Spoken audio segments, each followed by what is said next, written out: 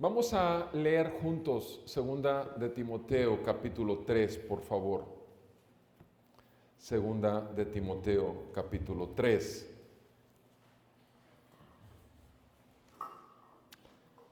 Y recordemos que estamos aquí porque el Señor lo ha querido, ha sido voluntad divina y gracias a Dios que nos ha llamado para estar este día guardando un mandamiento importantísimo que es santificar el día del Señor, separarlo, apartarlo. ¿Por qué? Porque es un mandato de Él, en donde nos reunimos para recordarnos que en Cristo Jesús tenemos Rey y Señor de nuestras vidas. Vamos a leerlo juntos, por favor, como lo hacemos. Si no tienes la Biblia de las Américas, puedes leer en la pantalla y honremos la palabra del Señor. Y juntos, 2 de Timoteo 3, versículo 16 y 17, escrito está en la palabra de nuestro Dios esto: toda escritura es inspirada por Dios y útil para enseñar, para reprender, para corregir, para instruir en justicia, a fin de que el hombre de Dios sea perfecto, equipado para toda buena obra. Amén. Ahora sigan con su vista, por favor, la porción de la Escritura que estudiaremos el día de hoy en Segunda de Tesalonicenses. Segunda de Tesalonicenses, capítulo 1, versículo 6. Segunda de Tesalonicenses, capítulo 1, capítulo 1, versículo 6. Las Sagradas Escrituras nos dicen así: porque después de todo, es justo delante de Dios retribuir con aflicción a los que los afligen y darles alivio a ustedes que son afligidos, y también a nosotros, cuando el Señor Jesús se ha revelado desde el cielo con sus poderosos ángeles en llama de fuego, dando retribución a los que no conocen a Dios y a los que no obedecen el evangelio de nuestro Señor Jesús. Estos sufrirán el castigo de eterna destrucción, excluidos de la presencia del Señor y de la gloria de su poder, cuando Él venga para ser glorificado en sus santos en aquel día y para ser admirado entre todos los que han creído, porque nuestro testimonio ha sido creído por ustedes. Que el Señor bendiga su palabra. Padre, te damos gracias por esta palabra que nos das hoy. Henos aquí, Señor, delante de tu trono de la gracia.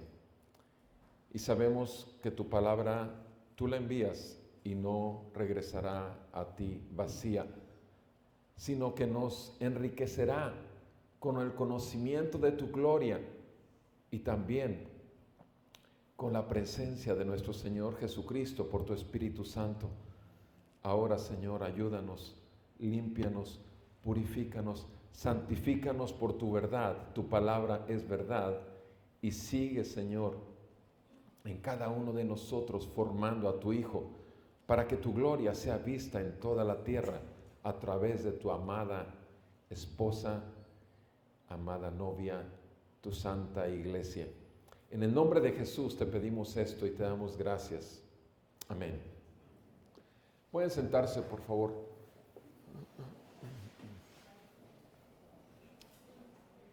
Hebreos capítulo 6, versículo 2. Hebreos capítulo 6, verso 2. Nos dice el escritor del libro de los Hebreos, a los Hebreos, de la carta a los Hebreos, nos dice, de hecho, leyendo desde el versículo 1, por tanto, dejando las enseñanzas elementales, el escritor del libro de los Hebreos dice, dejemos atrás lo que es de primaria, lo que es de kinder, dejando atrás las enseñanzas elementales acerca de Cristo, avancemos hacia la madurez, no echando otra vez el fundamento del arrepentimiento de obras muertas y de la fe hacia Dios, de la enseñanza sobre lavamientos, de la imposición de las manos, de la resurrección de los muertos y del juicio eterno. El escritor a los hebreos en esta carta está diciendo en esta porción de la escritura que hay ciertos conocimientos, enseñanzas o doctrina que se consideran fundamentales, que son las cosas primarias que cualquiera que no conoce a Dios, que está en el mundo perdido en sus vanos deseos, entenebrecido en su pensamiento, todo lleno de oscuridad y tinieblas, ignorante de la vida de Dios y pensando solamente en lo que su carne quiere y el mundo le ofrece, por supuesto, bajo total control del príncipe de la potestad del aire, que es Satanás mismo. Cuando la gente está así, lo primero que debe conocer, dice el escritor a los hebreos, dice, son los fundamentos, las doctrinas elementales.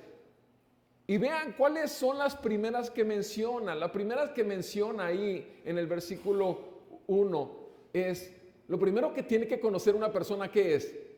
Arrepentimiento para con Dios. O sea, una persona tiene que entender primeramente que es un enemigo de Dios, que ha pecado y ha roto la ley de Dios, de un santo Dios, que es un juez justo y que es un enemigo y que la ira de Dios está sobre él. Por eso aquí dice, ese es elemental. Arrepentimiento de obras muertas. Antes tú y yo habíamos creído que si nos portábamos bien un poquito de nuestras vidas era suficiente para entrar al cielo. Sin embargo, una vez que la verdad nos golpea de frente y nos damos cuenta que somos enemigos de Dios, necesitamos primeramente arrepentimiento para con un Dios santo y su ley que hemos pisoteado una y otra vez. Pero no solamente eso, viéndonos bajo el juicio, viendo que todos hemos pecado contra Dios, viendo que por cuanto todos pecamos, todos estamos destituidos de la gloria de Dios, porque la paga del pecado es muerte eterna, mas la dádiva de Dios es vida eterna por medio de lo que hizo Cristo Jesús. Y es entonces que de esas doctrinas elementales, dice ahí, también es, aparte de arrepentimiento de obras muertas, dice el versículo 1, ¿cuál otra es fundamental? Fe hacia Dios. ¿Cómo podemos tener fe hacia Dios? Solo por medio de nuestro Señor Jesucristo y el Evangelio de la paz. Pero quiero enfatizar que así como el escritor nos dice aquí claramente que eso es lo primero que necesitamos conocer los que estamos fuera del Señor. Pero entre esas doctrinas elementales, como le llama aquí, hay una doctrina elemental y lo vemos en el versículo 2, al final del versículo 2. Una doctrina elemental es, aquí lo dice, el juicio eterno. Por supuesto, la anterior doctrina que dice pegado a juicio eterno está hablando de ¿qué? De la resurrección de los muertos. ¿Por qué? Porque la palabra de Dios nos enseña claramente que todos los que estamos aquí hemos de morir, hemos de terminar nuestros cuerpos en una caja, en una funeraria, si es que no llega antes el Señor, por supuesto. Pero todos hemos de morir y todos hemos de resucitar. Entonces, la resurrección de los muertos es una doctrina elemental. Todos resucitaremos, solo que unos para vida eterna y otros para juicio eterno. Ya lo vimos la semana pasada cuando hablamos de el rico y Lázaro, ¿verdad? De hecho, en Mateo 25, versículo 46 nos dice claramente, Mateo 25, versículo 46, nos dice la palabra del Señor: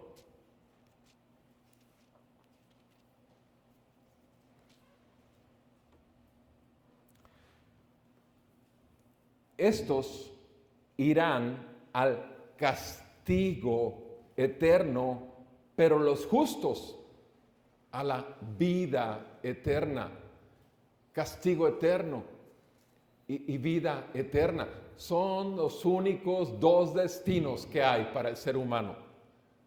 Y son destinos eternos. No hay más.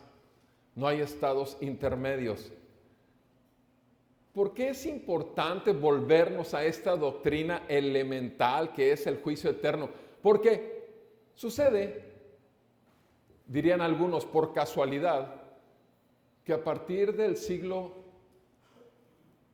XX, particularmente terminando el siglo XIX, la doctrina del juicio eterno desapareció de la iglesia.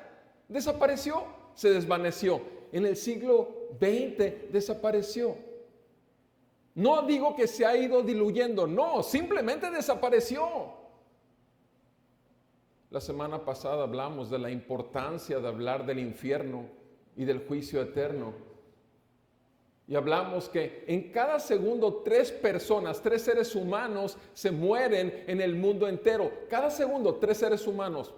En una hora 11,000 llegaron a terminar, salir de este mundo y van a uno de los 2 destinos. Cielo, vida eterna, o infierno eterno. Y hablamos de la importancia, pero quisiera mencionar ahora que no solamente es importante, por cuanto nuestro Señor Jesús, por supuesto, enseñó más del infierno que del cielo, y Él es la muestra más grande que tenemos del amor de Dios. Y si Él enseñó acerca de esto, y de tal manera, es porque nos ama. Pero también es importante que veamos cuál ha sido el hecho que no podemos negar. El infierno se ha vuelto un motivo de burla popular. Burla popular. Alguna vez les comenté lo que un pariente mío muy querido, cuando le empecé a hablar del Señor, me decía él. Me decía, ¿sabes qué? Es que yo quiero ir al infierno. Ahí van a estar las prostitutas, ahí van a estar las cantinas, ahí van a estar los mal hablados como yo, ahí va a estar todo lo que a mí me encanta. Yo quiero ir al infierno, yo no quiero ir al cielo. ¡Qué aburridos! Ahí, delante de un Dios. ¿Qué estaba haciendo mi pariente? Burlándose abiertamente. Y esta burla ha ido a tales grados que inclusive en algunos restaurantes, por ejemplo, hay un restaurante en Estados Unidos que te dice y que te pone llamas del infierno en la entrada y te dice en su menú, cuando abres la carta, dice, en cuanto a la comida, esta comida es tan divina que debe de ser pecado. Nuestro chef utiliza los ingredientes más frescos a su alcance para darte una cocina que llenará tu alma. Así como Eva tentó a Adán, nosotros vamos a tentarte con nuestras creaciones y los postres del día. Imagínate un diabólico éxtasis de chocolate. Y así siguen dándole nombres del infierno a todos sus platillos. O sea, es una burla. Es una burla. Edward Donnelly escribe que él entró a este restaurante con su esposa, pasó y vio este restaurante. Es algo terrible. Repito, la gente se burla del infierno, sin embargo el infierno existe. Y no solamente se ha vuelto una burla popular.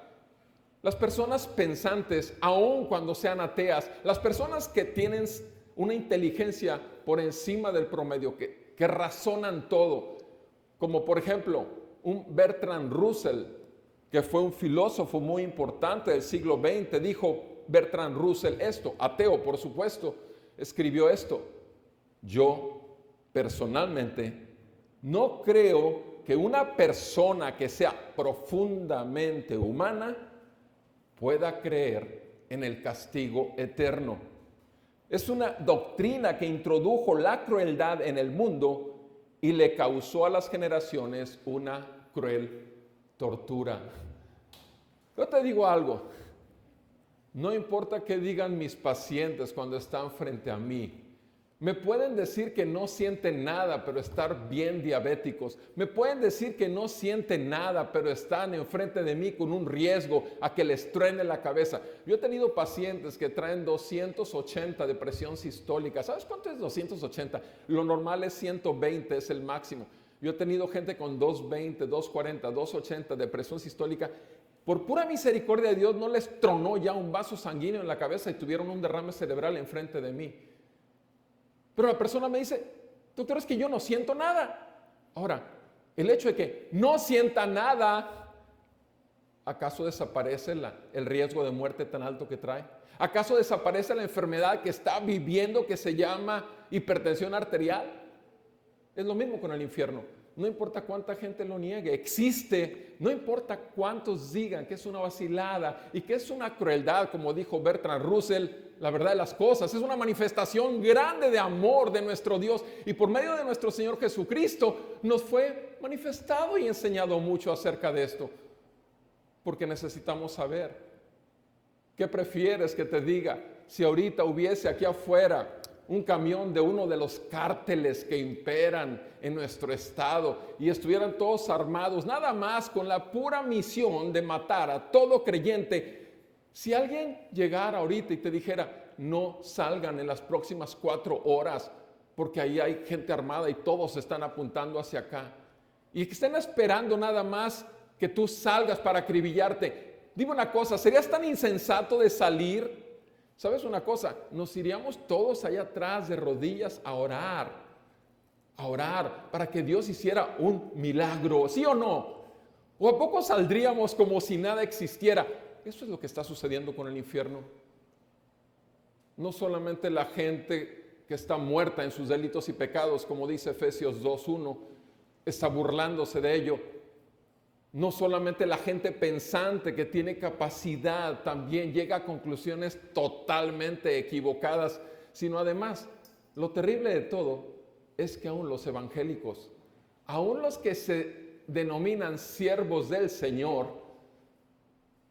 pero liberales, han negado la doctrina del juicio eterno. Lo han negado. Déjenme darles algunas palabras de algunos de estos hombres de Dios, pero en su pensamiento, por lo menos en este aspecto del juicio eterno, muy liberales, muy liberales. Por ejemplo, todos hemos oído, y de hecho yo tengo unos 5 o 7 libros de este hombre llamado John Stott. John Stott fue un hombre de Dios, inglés, ya se fue con el Señor. Sin embargo, en este aspecto del juicio eterno, se fue sin creer la verdad. En este aspecto, escribió: la aniquilación última de los malos debería, al menos, aceptarse como una alternativa legítima y fundamentada bíblicamente a su consciente tormento eterno. ¿Qué sugirió aquí John Stott? John Stott sugirió algo que han sugerido muchos en el siglo XX. ¿Cuál es? Lo mismo que te dicen los testigos de Jehová. ¿Qué te dicen? Que no existe el infierno, que lo único que va a suceder con aquellos que son pecadores, enemigos de Dios, lo único es que van a desaparecer en la eternidad, van a desaparecer a nihilismo. Nihilismo. Nihilismo es eso, es desaparición, nada más, ya, se acabó, se destruyó el alma y ya, no sigue más. ¿Sabes? Es muy cómodo para un pecador pensar que esto nada más, lo único que va a pasar es que simplemente me desaparezco. Tristemente, John Stott cayó en este engaño y lo puso también. Y por supuesto, muchos que escuchaban su voz y aprendían de su enseñanza pudieron haber creído esta mentira. Ahora, no solamente es esto, sino que además tenemos gente gente de Dios, sí, pensante, pero ¿qué es lo que ha hecho? Miren, otro hombre de Dios, Clark Pinnock, que es un teólogo liberal también. ¿Saben lo que ha dicho? Él, por ejemplo, dice que Dios al final de todo perdonará y aceptará a los seguidores de cualquier religión que haya vivido conforme a la luz que se le ha dado. Y eso se llama inclusivismo o universalismo, donde todos al final van a ser salvos por un Dios de amor. El mismo Pinnock ha dicho esto: considero que el concepto del infierno como un tormento eterno del cuerpo y de la mente es una doctrina atroz, una enormidad teológica y moral. ¿Cómo es posible que los cristianos proyecten un Dios tan cruel y con tal deseo de venganza? Sin duda, un Dios que hiciera tal cosa se parece más a Satanás que a Dios. ¿Habráse oído tremenda blasfemia de un llamado, y pongo entre comillas, hombre de Dios? John Weham, que también tengo algunos libros que realmente han sido de una bendición. John Weham, otro teólogo, también dice: creo que el tormento eterno es una doctrina horrible y no escritural, que ha sido una carga terrible en la mente de la iglesia durante muchos siglos y una mancha en su presentación del evangelio. De hecho, yo estaría feliz si antes de morir pudiera contribuir a la eliminación de esta doctrina. Ahora, te estoy hablando de gente que ha estudiado mucho, pero sin embargo no le ha resplandecido la luz del Señor en este aspecto. Pero tú y yo, ¿a quién escuchamos? A toda esta gente porque nos conviene, porque es más cómodo para nuestro estilo de vida. ¿O escuchamos lo que dice nuestro Dios y Señor Jesucristo y su palabra santa, pura, perfecta, infalible, inerrante, que no falla y que dice la total verdad? En este pasaje que leímos ahorita en 2 de Tesalonicenses, tenemos que darnos cuenta de que el Señor nos enseña otra cosa. En 2 de Tesalonicenses nos habla, y veamos nuestro texto, por favor, en el capítulo 1, versículo 6.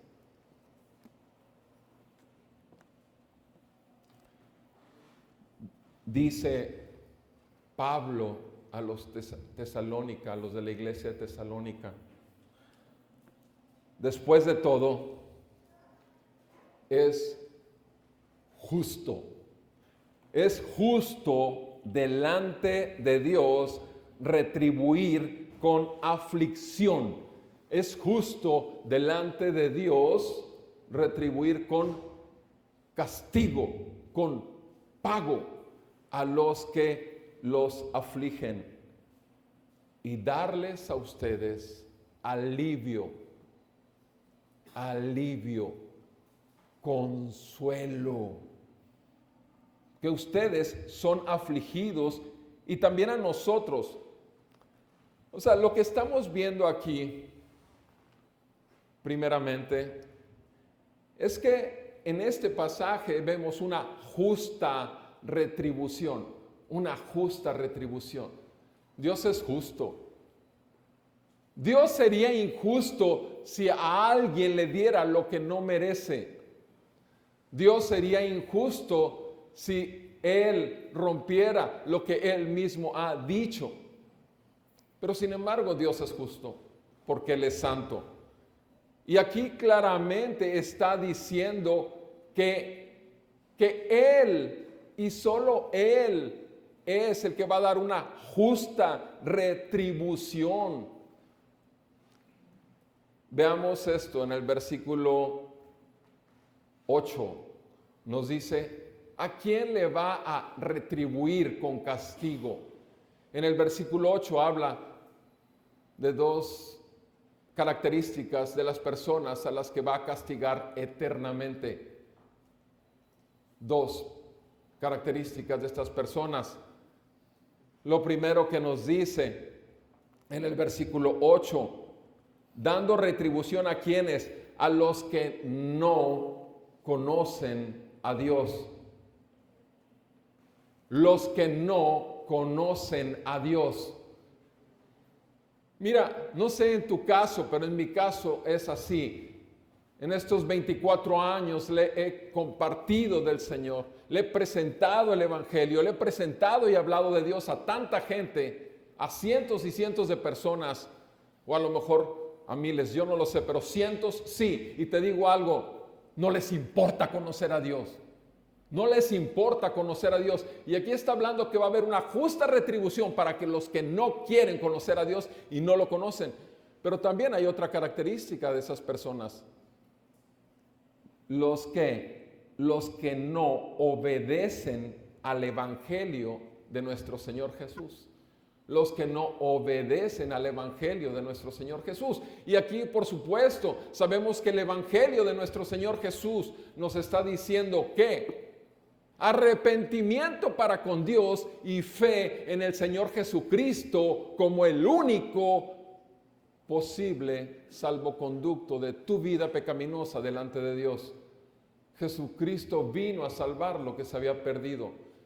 Jesucristo vino por pecadores, no vino por justos, vino por pecadores para justificarlos delante de Dios.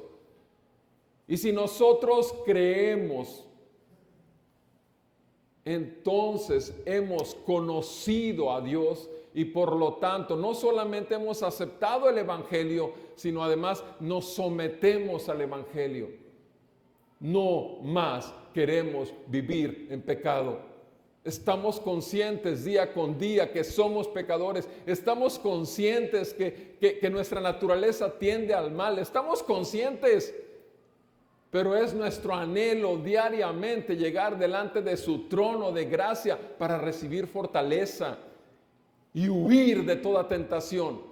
Para cuando ahí esté aquello placentero, aquello que nos agradó por muchos años, lo rechacemos totalmente y digamos, no más. Porque he sido apartado por mi Señor. He sido limpiado por mi Señor. He sido adoptado como hijo suyo por mi Señor y ahora le puedo llamar Padre nuestro. Esa es la gran diferencia. Los que van a recibir justa retribución son aquellos que no conocen a Dios y son aquellos que no obedecen el Evangelio. Pero ¿cómo van a obedecer algo que ni siquiera se les predica? ¿Cómo van a escuchar algo que no se les habla? ¿Cómo va a ocurrir esto? Tú y yo somos puestos aquí precisamente para eso, para proclamar el Evangelio de la paz de nuestro Señor Jesucristo, porque somos enemigos de Dios y solo en Cristo podemos tener paz para con Dios por medio de Él. Nosotros estamos conscientes de que ellos, aquí la palabra nos dice que es una justa retribución. Entonces, ellos recibirán un justo pago, un justo castigo. Y el justo castigo, después de haber ofendido al Dios eterno, es un castigo eterno. Justa retribución. Y precisamente en el versículo 9 nos dice también, excluidos de la presencia del Señor y de la gloria de su poder. Pero dice, estos sufrirán, ¿qué dice? ¿Cuál va a ser la retribución? ¿Castigo de qué? De eterna destrucción. De ese término precisamente se toman los teólogos liberales y dicen, ¿ves? Lo único que sucede cuando muere un pecador que no conoce a Dios y que no obedece el Evangelio de Cristo, es destruido. Ya, se acabó. Destruido. Oh, sí. Nada más que hay un pequeño problema. Veamos cómo lo dice nuestro Señor Jesús acerca de la destrucción eterna. Como lo dice en Marcos capítulo 9, versículo 43. Marcos 9, 43 nos dice así.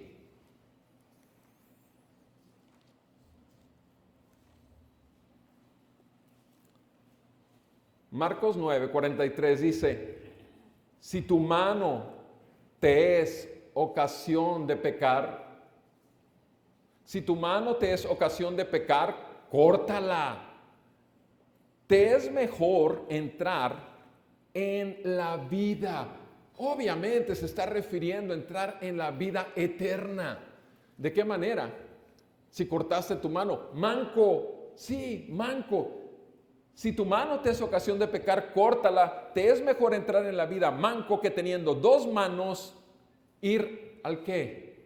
Ir al infierno, al fuego inextinguible. O sea, estamos leyendo palabras de nuestro Señor Jesús. Él lo está diciendo. Dice, infierno, fuego inextinguible. Y por si no nos queda claro acerca de que va a ser algo persistente, permanente, que no deja de ocurrir, nos agrega en el versículo 44, donde el gusano de ellos no muere y el fuego no se apaga. Qué diferente pensamiento, qué diferente mensaje de nuestro Señor Jesús comparado con lo de John Wenham o con lo de Charles Pinnock o con lo del mismo John Stott. Qué diferente, porque es algo que no para. Cuando está hablando de destrucción eterna, es una destrucción que está y nunca se acaba. El fuego inextinguible. Hay 4 palabras en el original. Ustedes y yo sabemos que la Biblia la tenemos en español, pero que sin embargo el original está en hebreo, arameo y griego. Y hay 4 palabras que hablan del infierno, que son, en nuestro español lo vamos a ver siempre como infierno. Y esas 4 palabras, en el Antiguo Testamento se usa la palabra Sheol. Sheol. Esa es una de las palabras en hebreo para infierno. En el Nuevo Testamento tenemos 3 palabras para infierno en griego. 3 palabras. Una es Hades, otra es Gena o Llena, y la última es Tártaros. Son 3 palabras. En total son 4 palabras. Las primeras 2, Sheol y Hades, habla del lugar de los muertos. Pero Gena habla de las llamas y fuego inextinguible. De hecho, si tú pones en YouTube, la semana pasada hablé acerca de esto, hay un lugar que es el Gena, donde se consumían ahí los restos, donde se hacían sacrificios a deidades externas por el pueblo de Israel de niños y los quemaban ofreciéndolos a Moloch, por ejemplo. Pero después los mismos restos de sacrificios se iban y se quemaban. Y era carne y residuos y pestilencia, y las llamas todo el tiempo, día y noche, estaba prendido. Por eso habla de cuando hablas la palabra infierno, siempre va a ir en relación a algo que no se apaga nunca, inextinguible. Y en 2 de Pedro capítulo 2, donde habla de Tártaros, habla de lo más profundo del infierno. Son los 4 términos que usa la Biblia para hablar del infierno. Es una justa retribución para los que no conocen a Dios y para los que no obedecen el Evangelio.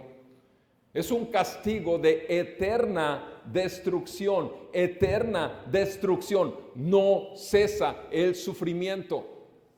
¿Recuerdan ustedes la semana pasada cuando hablamos del rico y Lázaro? El Lázaro estaba ¿qué? En tormento, agonía. Esas son las palabras que vimos que estaban aplicadas a la vida del rico. Tormento, agonía, persistente. Persistente, jamás se acabará esa agonía y ese tormento. No importa lo que digan los mayores pensadores del mundo. Nuestro Señor Jesucristo los creó a todos ellos. Justa retribución, castigo de eterna destrucción. Y tú sabes ahí en Marcos 9, no solamente habla del ojo, sino habla de qué también, habla de la mano. Si tu mano te es ocasión de caer, córtala, mejor entrar manco. Si tu ojo te es ocasión de pecar, arráncalo. Más vale que entres con uno solo. Si tu pie te es ocasión de pecar, córtalo. Más vale que entres cojo a la vida. Todo eso ahí lo pueden leer ustedes en Marcos 9, del 43 al 48. Y son palabras de nuestro Señor Jesús. Los ojos, las manos y los pies, lo que ves y cómo pecas con tus ojos, lo que haces con tus manos y cómo tus pies corren hacia el mal. Y más vale que arranques esto, dice, para que no sufras eternamente la agonía eterna, el tormento eterno, la destrucción eterna. Pero también nos habla una tercera característica de estos hombres.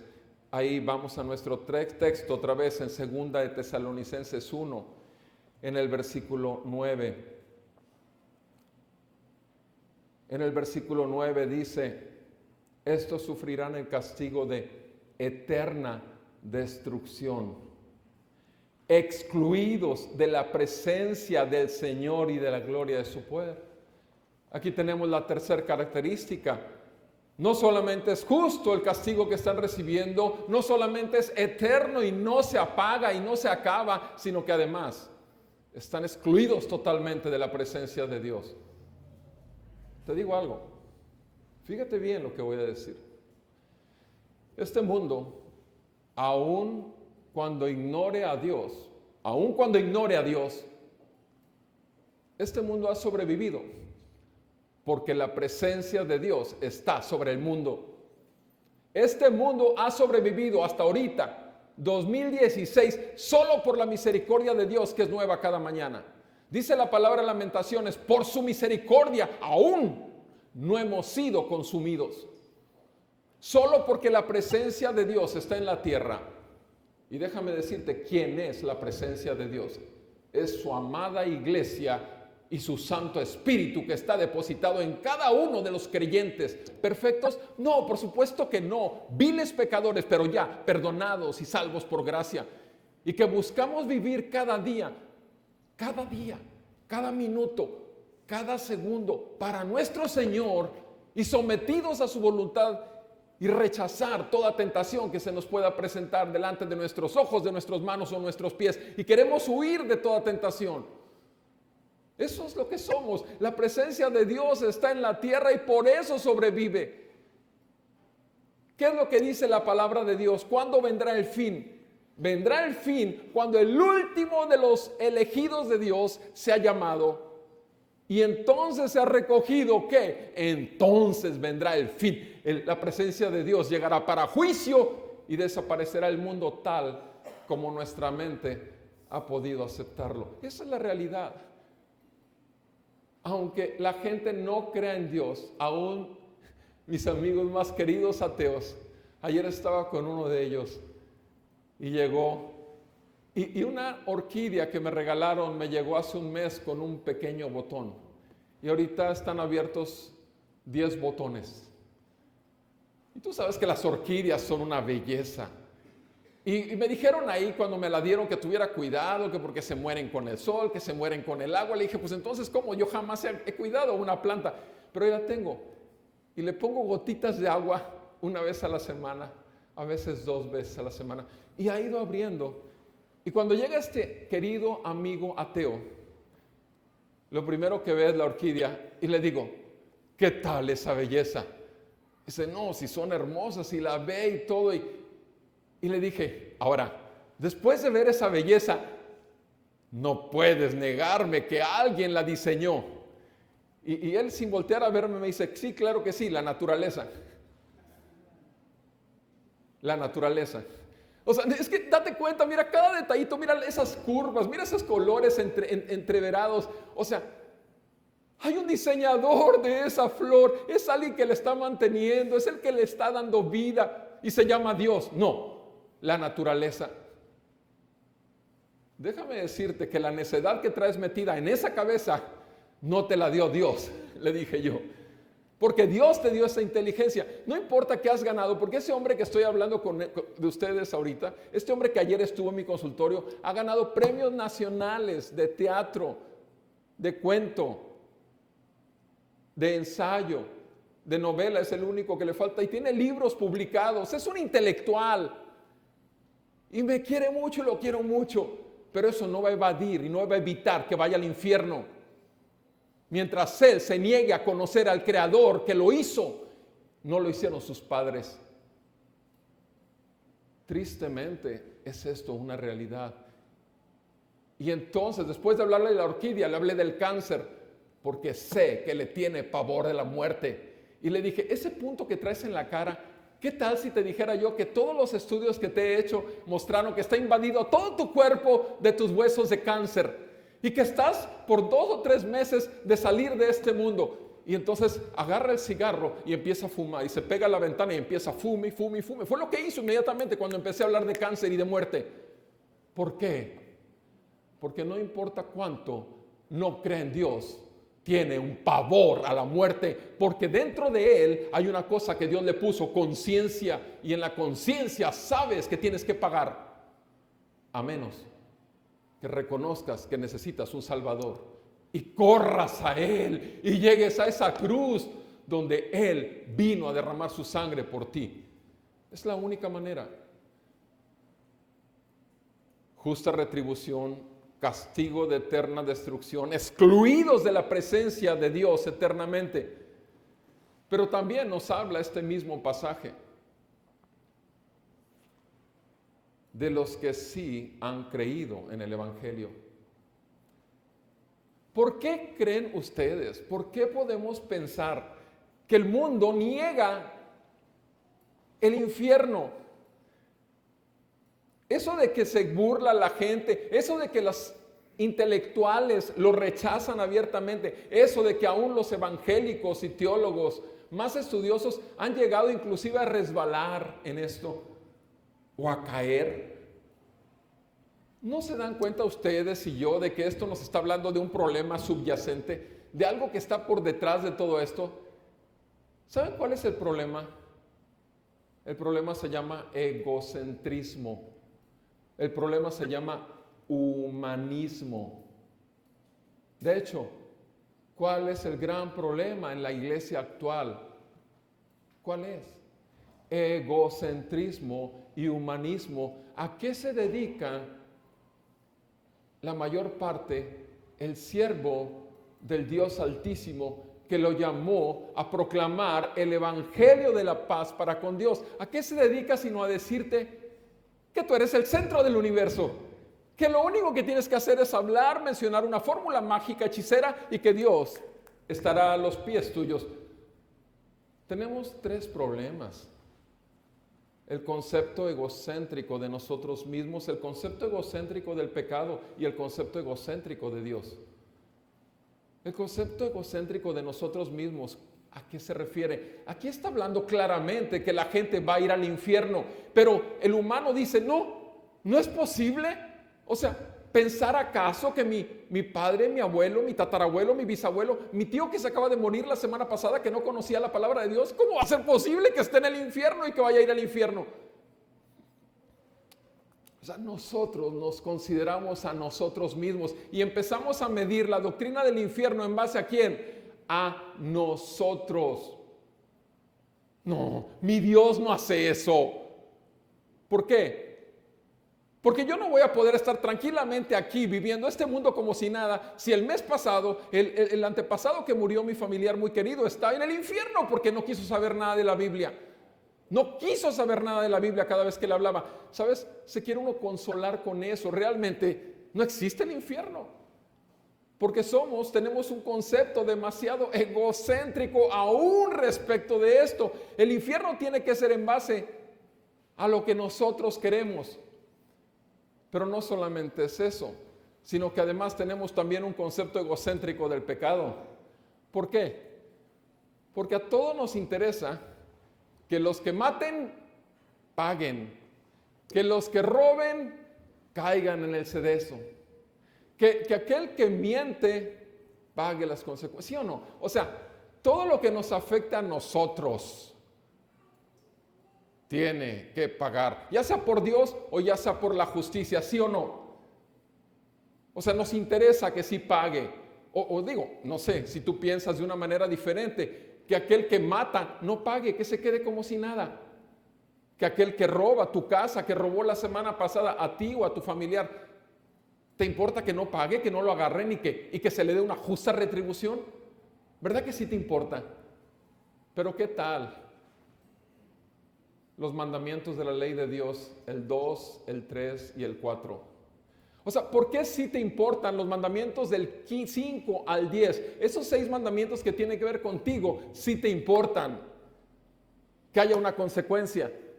Pero los mandamientos 2, 3 y 4, por ejemplo, por no decir el 1, el que no tendrás dioses ajenos, no los adorarás, no te crearás ninguna imagen ni semejanza. Es más, no hablarás el nombre de Dios inútilmente, en vano, utilizando como si nada para maldecir. O guardar el sábado, guardar este día como un día santo apartado para Dios. ¿Te interesan esos mandamientos, los 4 primeros? Te digo algo, no. Porque tu forma de pensar y mi forma de pensar respecto al pecado es muy egocéntrica. Muy egocéntrica. Lo que me hagan a mí, que paguen. Pero los que ofendan a Dios, puede ser que al final de su respiro, cuando está soltando el último de sus respiros, Dios en ese momento ¡puc!, le abra el entendimiento y ya, se salve. O sea, ¿se fijan? Es un concepto demasiado egocéntrico respecto a lo que es pecado y lo que no es pecado. Porque pensamos solo en nosotros mismos y no en Dios santo y su reino santo y su iglesia santa. Pero también hay otro detalle. El concepto egocéntrico que tenemos de Dios. El concepto egocéntrico de Dios, ¿cuál es? Es, por supuesto, Dios tiene que ser un Dios que perdone a todos, como dijo mi mamá. Si creen en Alá, van a ir al cielo. Si creen en Buda, van a ir al cielo. Si creen en Confucio, van a ir al cielo. O sea, todos estos pensamientos tienen que ser un Dios que es conformado a nuestra imagen y pensamiento. O sea, el Dios que yo fabrico, el Dios que suena bonito. Tristemente, esto ha sido por generaciones. Es un concepto egocéntrico de Dios. De hecho, en la iglesia misma se enseña a que Dios es el que sale de la lámpara maravillosa. Las sobas le das la suficiente alabanza, te derramas en alabanza, en lágrimas, en brincoteo y todo lo que quieras, y entonces sí, ya puedes pedirle y ordenarle todo lo que quieras y todo te será dado. Esa es la verdad. Nos han enseñado aún dentro de la iglesia eso, a tener un concepto muy egocéntrico de Dios, porque tiene que ser hecho a nuestra manera, a nuestra medida, cuando en realidad la palabra de Dios dice que nosotros fuimos hechos a su imagen y semejanza. Nosotros. Él nos hizo a nosotros, no lo hicimos nosotros a Él.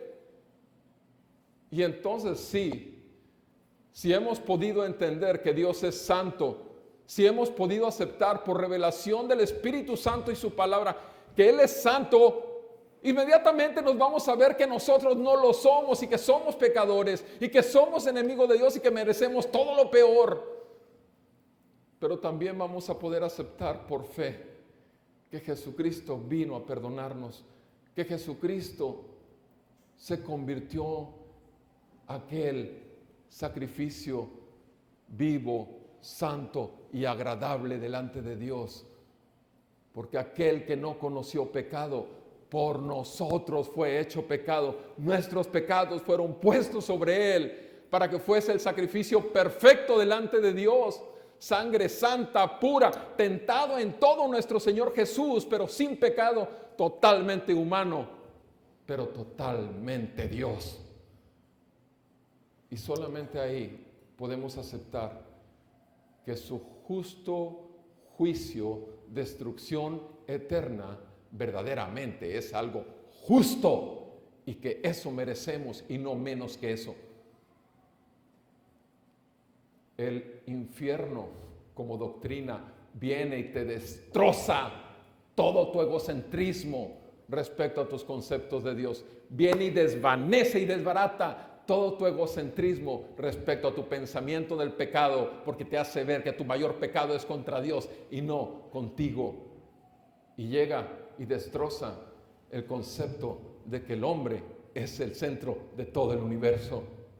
Eso es lo que hace la doctrina del pecado.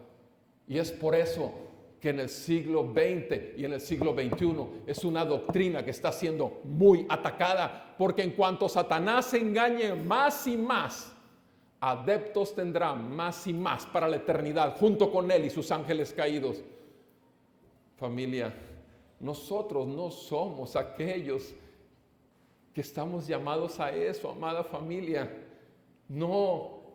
Ahí en 2 Tesalonicenses 1 nos dice en el versículo 10 quiénes somos nosotros. En el versículo 10, 2 Tesalonicenses 1:10 dice, nosotros somos ¿qué? Él va a venir y ¿quiénes? Para ser glorificado en sus santos. Sus santos. ¿Quiénes son sus santos? Los que han, dice el versículo 10, la última parte del versículo 10, ¿quiénes son sus santos? Los que han creído, los que han creído en el Evangelio de Jesucristo. Los que han creído en el Evangelio de Jesucristo. Si nosotros somos santos, apartados por Dios desde antes de la fundación del mundo, para que escucháramos el Evangelio de la paz, es para ser también apartados de la forma de pensar del mundo. 33 años Roberto Perales, estuvo encadenado al pecado. Estuve encadenado al pensamiento del mundo y estuve obedeciendo a Satanás fielmente 33 años de mi vida. Pero a mi Señor le plació enviarme su palabra y su Santo Espíritu para que me rompiera las tinieblas que había en mi entendimiento, para que arrancara la dureza de mi corazón y me diera un corazón de carne. Y eso es lo mismo que ha sucedido con ustedes.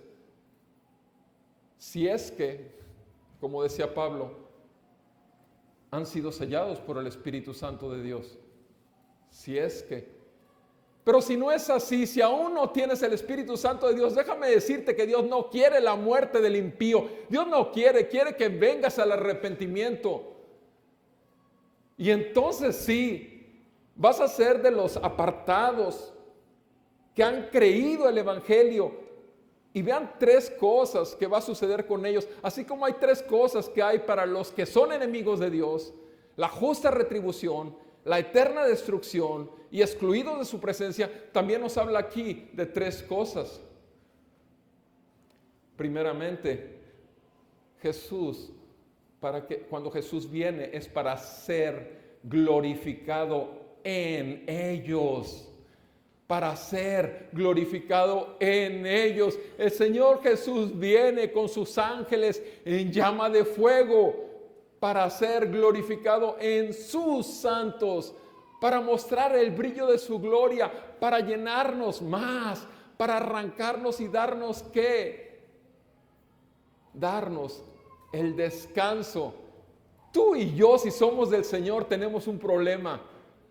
Traemos una carne que nos lleva continuamente a buscar apartarnos de Dios, pero por otro lado tenemos un mundo que nos oprime también y que nos busca afectar, enlazar y aún nos persigue. Y la palabra de Dios dijo por parte de nuestro Señor Jesucristo que los primeros enemigos que tendrás, ¿quiénes serían?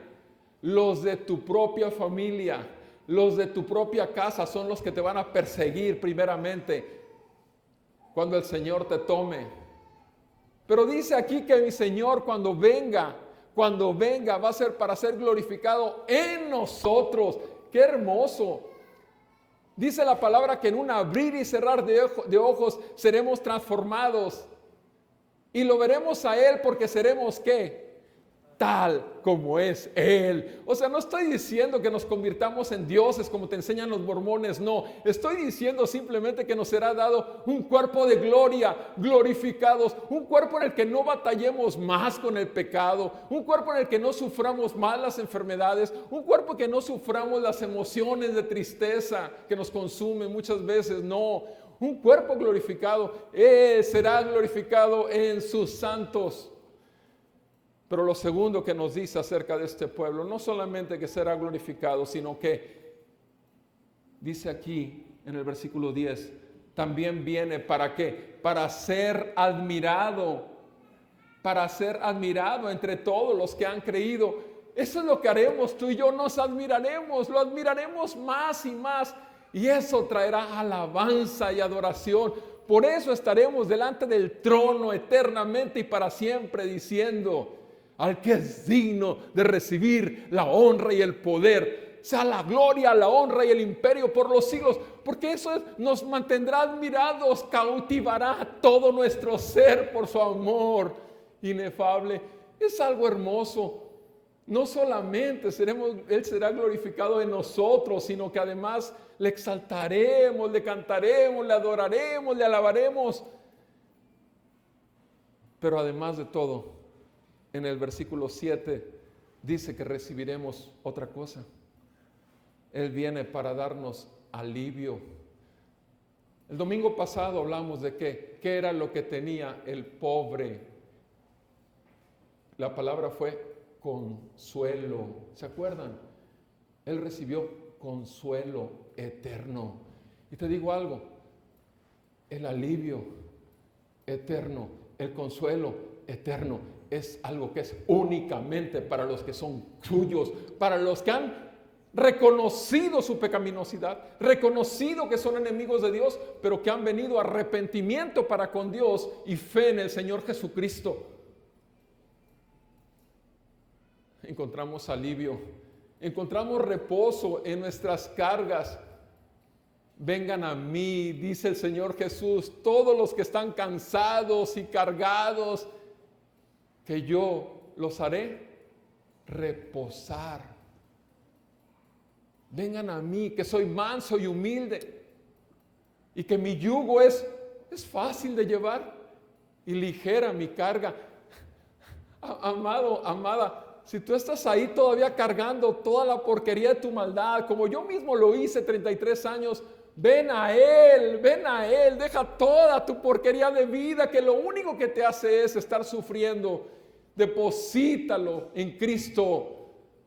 Acepta y pídele perdón a Dios, confiesa tus pecados delante de Él y recibe por fe que Cristo Jesús vino por ti. Que no te importe tanto si vino por tu vecino, por tu mamá, por tu papá, por quien sea. Tú lo necesitas, yo lo necesito. Necesitamos ver esto como algo personal. Vean conmigo, por favor, Romanos 5.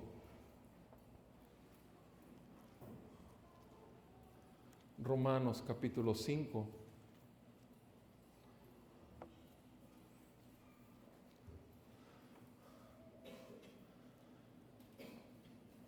Dice el Señor, habiendo sido justificados por la fe. ¿Qué necesitas para que tus pecados sean lavados? ¿Qué necesitas para ser presentado delante de Dios santo y sin mancha? Una sola cosa, ser justificado delante de Dios. De tu ignorancia, de tu vida pecaminosa, de toda tu carnalidad, de toda tu desobediencia, justificado delante de Dios por medio de la fe. Tenemos paz para con Dios por medio de nuestro Señor Jesucristo, por medio de quien también hemos obtenido entrada por la fe a esta gracia en la cual estamos firmes. En la cual estamos firmes. Dice el versículo 5, porque el amor de Dios ha sido derramado en nuestros corazones por medio de ¿qué? Del Espíritu Santo que nos fue dado. Porque mientras aún éramos débiles, cuando tú y yo no podíamos hacer nada con respecto a nuestra pecaminosidad, Cristo murió por los pecadores. Versículo 8, Dios demuestra su amor para con nosotros en que siendo aún pecadores, Cristo murió por nosotros. Entonces, habiendo sido ahora justificados por su sangre, seremos salvos de la ira de Dios, del juicio venidero, del infierno por medio de Él. Porque en cuanto éramos entonces enemigos, fuimos reconciliados con Dios por la muerte de su Hijo. Mucho más, habiendo sido reconciliados, seremos salvos por su vida.